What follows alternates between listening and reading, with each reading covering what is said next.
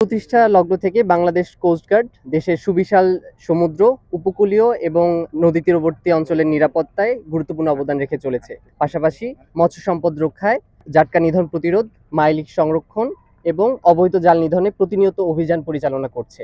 এরই ধারাবাহিকতায় গোপন সংবাদের ভিত্তিতে গত 24 অক্টোবর 2025 শুক্রবার রাত 11টা থেকে আজ সকাল 8টা পর্যন্ত বাংলাদেশ কোস্টগার্ড স্টেশন পাগলা এবং মৎস্য অধিদপ্তরের সমন্বয়ে মুন্সিগঞ্জের মুক্তারপুর এলাকা এবং তৎসংলগ্ন অঞ্চলে একটি বিশেষ অভিযান পরিচালনা করা হয়। উক্ত অভিযানে উক্ত অঞ্চলের 6টি গোডাউন এবং 6টি জাল তৈরির কারখানা তল্লাশি করে প্রায় 626 কোটি 69 লক্ষ টাকা মূল্যের 17 কোটি 90 লক্ষ মিটার নিষিদ্ধ কারেন্ট জাল জব্দ করা হয়। জব্দকৃত কারেন্ট জালের পরবর্তী আইনানুগ কার্যব্যবস্থা বর্তমানে চলমান রয়েছে।